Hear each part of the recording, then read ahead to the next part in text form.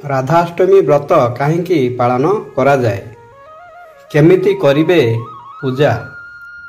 ବନ୍ଧୁଗଣ, ହିନ୍ଦୁ ଧର୍ମରେ ଭାଦ୍ରବ ଶୁକ୍ଳପକ୍ଷର ଅଷ୍ଟମୀ ତିଥିକୁ ରାଧାଷ୍ଟମୀ ଭାବେ ପାଳନ କରାଯାଇଥାଏ। ଏହି ତିଥି ଶ୍ରୀକୃଷ୍ଣଙ୍କ ଜନ୍ମ ବା ଜନ୍ମାଷ୍ଟମୀର 15 ଦିନ ପରେ ପଡ଼ିଥାଏ। ମାନ୍ୟତା ଅନୁଯାୟୀ ଏହି ଦିନ ଭଗବାନ ଶ୍ରୀକୃଷ୍ଣଙ୍କ ସଖୀ ରାଧାଙ୍କର ବିଧିବିଧାନରେ ପୂଜା କରିବା ଦ୍ୱାରା ଜୀବନରେ ସୁଖ ସମୃଦ୍ଧି ଏବଂ ଖୁସି ଆସିଥାଏ। ଶ୍ରୀ ରାଧାରାଣୀଙ୍କୁ ପୂଜା କଲେ ମହିଳାମାନେ ଅଖଣ୍ଡ ସୌଭାଗ୍ୟବତୀ ହୋଇଥାନ୍ତି। ଏହି ଦିନ ଉପବାସ କରିଥିବା ବ୍ୟକ୍ତି ରାଧାଙ୍କୁ ଧୂପ, ଦୀପ, ଫୁଲ, ଚନ୍ଦନ, ଅକ୍ଷତ, କୁଙ୍କୁମ ଆଦି ଅର୍ପଣ କରିଥାନ୍ତି। ମଧ୍ୟାହ୍ନ ସମୟରେ ଲୋକମାନେ ରାଧାରାଣୀଙ୍କୁ ପୂଜା କରିଥାନ୍ତି। ପାରମ୍ପରିକ ମାନ୍ୟତା ଅନୁଯାୟୀ ଯେତେବେଳେ ଭଗବାନ ବିଷ୍ଣୁ କୃଷ୍ଣଙ୍କ ଅବତାର ଧାରଣ କରିଥିଲେ, ସେହି ସମୟରେ ମା ଲକ୍ଷ୍ମୀ ରାଧାରାଣୀ ରୂପରେ ପ୍ରକଟ ହୋଇଥିଲେ। ଏହି ଦିନକୁ ହିଁ ରାଧା ଜୟନ୍ତୀ ବା ରାଧାଷ୍ଟମୀ ରୂପେ ପାଳନ କରାଯାଏ। ହିନ୍ଦୁ ଧର୍ମରେ ଜନ୍ମାଷ୍ଟମୀ ଭଳି ରାଧାଷ୍ଟମୀର ମହତ୍ତ୍ୱ ରହିଛି। କୁହାଯାଏ, ରାଧାଷ୍ଟମୀ ବ୍ରତ କଲେ ସବୁ ପାପନାଶ ହୋଇଥାଏ। ବିବାହିତା ମହିଳା ରାଧାଷ୍ଟମୀ ବ୍ରତ ଅଖଣ୍ଡ ସୌଭାଗ୍ୟବତୀ, ସୁଖ ସମୃଦ୍ଧି ଏବଂ ଶାନ୍ତି ପାଇଁ ରଖିଥାନ୍ତି। କେବଳ ଏତିକି ନୁହେଁ, ସନ୍ତାନ ପ୍ରାପ୍ତି ପାଇଁ ମଧ୍ୟ ରାଧାଷ୍ଟମୀ ବ୍ରତ ପାଳନ କରାଯାଇଥାଏ। ଧାର୍ମିକ ଗ୍ରନ୍ଥ ଅନୁସାରେ ଯେଉଁ ବ୍ୟକ୍ତି ରାଧାଶ୍ରୀଙ୍କୁ ପ୍ରସନ୍ନ କରିଦିଅନ୍ତି, କୃଷ୍ଣ ଆପେ ଆପେ ପ୍ରସନ୍ନ ହୋଇଯାଆନ୍ତି। ତେଣୁ କୁହାଯାଏ, ଶ୍ରୀକୃଷ୍ଣଙ୍କୁ ସନ୍ତୁଷ୍ଟ କରିବାକୁ ହେଲେ ଶ୍ରୀ ରାଧାଙ୍କୁ ପ୍ରସନ୍ନ କରିବାକୁ ପଡ଼ିଥାଏ। ଶ୍ରୀ ରାଧାଷ୍ଟମୀ ବ୍ରତ କରିବା ଦ୍ୱାରା ଲକ୍ଷ୍ମୀ ଗୃହକୁ ଆସିଥାନ୍ତି ଏବଂ ସମସ୍ତ ମନସ୍କାମନା ପୂର୍ଣ୍ଣ ହୋଇଥାଏ। ରାଧାଷ୍ଟମୀ ଭଗବାନ ଏବଂ ମନୁଷ୍ୟ ମଧ୍ୟରେ ଏକ ଅଦ୍ୱିତୀୟ ସମ୍ବନ୍ଧର ପ୍ରତିକୂଳକୁ ସୂଚାଇଥାଏ। ଏହା ରାଧାକୃଷ୍ଣଙ୍କ ନିଃସ୍ୱାର୍ଥ ପ୍ରେମକୁ ଦର୍ଶାଇଥାଏ।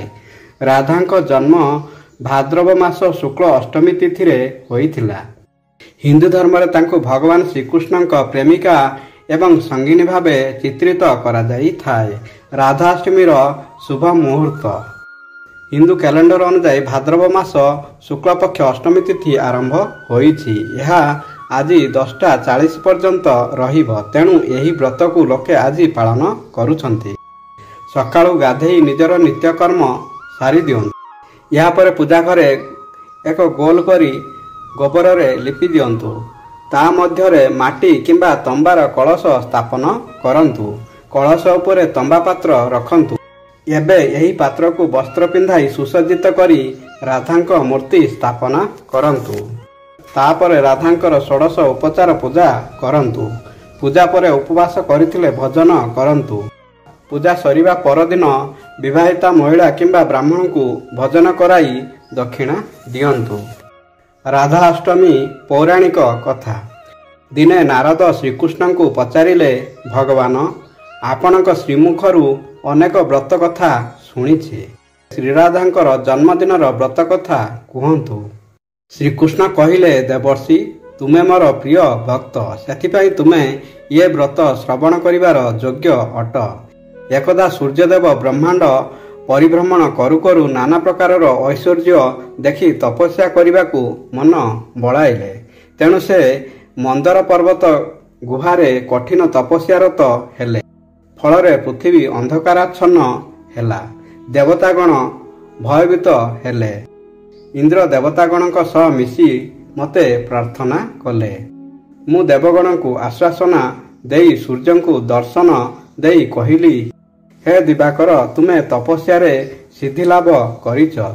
ତୁମେ ବର ପ୍ରାର୍ଥନା କର। ସୂର୍ଯ୍ୟଦେବ କହିଲେ, ପ୍ରଭୁ, ମୋତେ ଗୋଟିଏ ଗୁଣବତୀ କନ୍ୟାର ବର ଦିଅନ୍ତୁ ଏବଂ ଆପଣ ଚିରଦିନ ସେହି କନ୍ୟା ପ୍ରତି ବଶୀଭୂତ ରହିବେ। ଏହା ବ୍ୟତୀତ ମୋର ଆଉ କିଛି ଇଚ୍ଛା ନାହିଁ। ମୁଁ ତଥାସ୍ତୁ କହିଲି। ଏହି ପୃଥିବୀରେ ମୁଁ କେବଳ ଶ୍ରୀରାଧାଙ୍କର ବଶୀଭୂତ। ଶ୍ରୀରାଧା ଏବଂ ମୋ ମଧ୍ୟରେ କୌଣସି ପ୍ରଭେଦ ନାହିଁ। ମୁଁ ପୃଥିବୀର ଭାର ଲାଘବ ପାଇଁ ବୃନ୍ଦାବନର ନନ୍ଦାଳୟରେ ଅବତୀର୍ଣ୍ଣ ହେବି। ତୁମେ ସେଠାରେ ବୃଷଭାନୁ ରାଜା ନାମରେ ଜନ୍ମଗ୍ରହଣ କରିବ। ଶ୍ରୀରାଧା ତୁମର କନ୍ୟା ରୂପେ ଅବତୀର୍ଣ୍ଣ ହେବେ। ଶ୍ରୀହରି ମଥୁରାରେ ଜନ୍ମଗ୍ରହଣ କରି ନନ୍ଦାଳୟକୁ ଆସିଲେ। ସୂର୍ଯ୍ୟଦେବ ବୈଶ୍ୟକୂଳରେ ବୃଷଭାନୁ ନାମରେ ଜନ୍ମଗ୍ରହଣ କଲେ। ଯଥାକାଳେ ଗୋପକନ୍ୟା କୀର୍ତ୍ତିଦାଙ୍କ ସହିତ ତାଙ୍କ ବିବାହ ହେଲା। भाद्र मास शुक्ल पक्ष अष्टमी तिथि विशाखा नक्षत्र कीर्तिदाक गर्भरे राधिका जन्म ग्रहण कले। गोप गोपीगण आनंद श्रीराधा जन्म पालन करथिले। कालक्रमे श्रीराधा चंद्रसेना नामक नपुंसक गोपाल को विवाह कले, किंतु से परम पुरुष ज्ञान श्रीकृष्ण सह विहार कले। तेणु श्रीकृष्णकर करुणा लाभ पाई श्रीराधा जन्मदिन को श्रीराधाष्टमी भाव पालन करा जाए। बंधुगण वीडियोटी भल लगे वीडियो गोटे लाइक एवं हम चैनल को सब्सक्राइब करने को भूलिबेनी। धन्यवाद। जय श्री राधा कृष्ण।